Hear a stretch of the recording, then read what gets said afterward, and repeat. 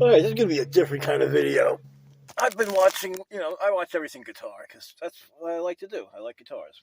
Alright, freak did I throw my pick now? I lost my pick. I have tons of them. I buy them by the bag. Ugh. Okay, here's a pick. Now, there's my pick. Anyway, I was watching how people intonate and check string action and the bow on the neck and all that. When I check the bow on the neck, I hold the top and the bottom string, and then should have just enough that it just vibrates and buzzes. That's pretty much straight with a slight bow. You don't want a perfect straight, and you don't want to overbow. No, I don't, because my action's really low.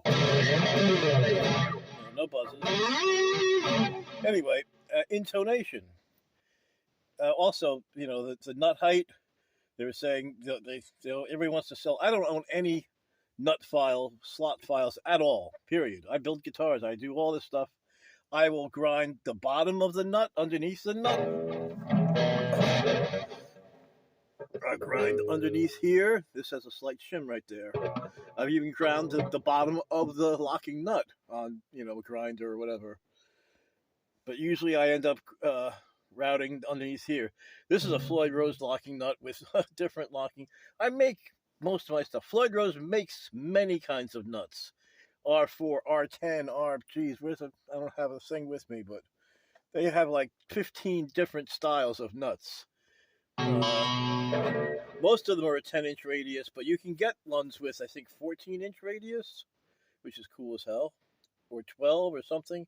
Most of them just, the typical ones are 10-inch radius, and that's probably 10 out of the 14 that they make. But you got different string spacings and heights. Anyway, enough of that. Going into intonation, or even tuning. I don't own a tuner. I mean, I do. It's probably on every amp I have has a tuner. I don't use them. I don't tune to anything. I tune to whatever my ear is. So it's a random string. Okay, now that's my E. So I go like this. Let's out a little bit.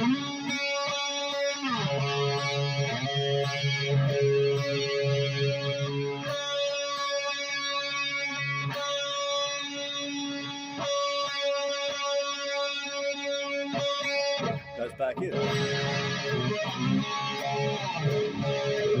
When I do intonation, I go.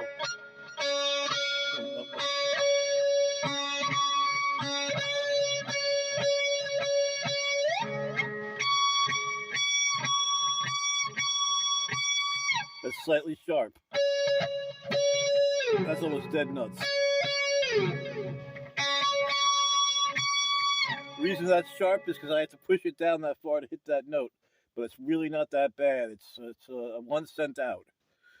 That's a liberal tolerance, Nothing's ever perfect in the world. Everybody knows that by now.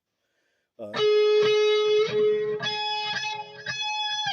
I always check both, because if it's off a little bit, sometimes it'll be off here, it's tolerance, but it'll be out here. And if it's the wrong way, you just bring it back the other way, so it blends the best you can get between both. And that's the reality of the best you're going to get.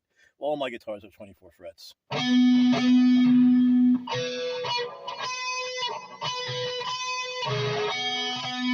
See, that's sharp there. Just a hair sharp, and here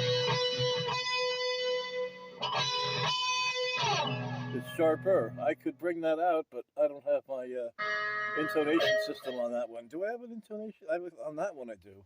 The hollow points intonation system is great, because you just loosen that nut and you screw it by hand, and then you tighten that nut, and then you zero out the adjustment nut again.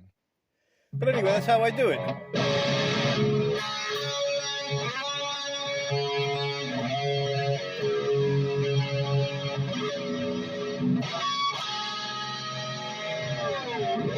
And also, go crazy with the whammy bar.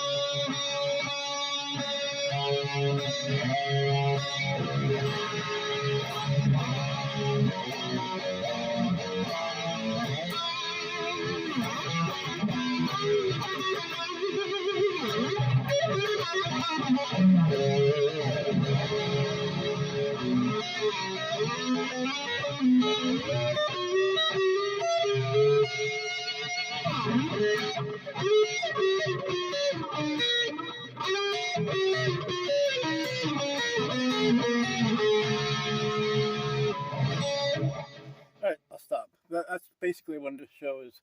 How I tune a guitar and how I check the intonation. Basically, when I tune a guitar, though, I just tune one string, and I don't know what it's tuned to. I have no idea what a real E or a real A is. If it's dropped to this is probably D flat-ish. But I don't know. I tune the guitar to itself every time. I don't play with anything else. I play by myself. So if I had to tune to them, I could do that too. It doesn't matter. You do it the same way. And it takes a while to change the tuning and getting it perfect. It just does. It's just the way it is. Oh, well, you do it. I have tons of guitars, and you know what? They're all tuned to whatever I feel like. I don't tune any to anything. You think, oh, that one's a drop D, and that one's a this, and that one's a that. Nah. They're whatever I feel, you know. Sometimes I want to play a drop thing, and I have to drop it. Oh, well. But mostly I just play regular. The most extreme I do is I play my 7-string. All right. That's that.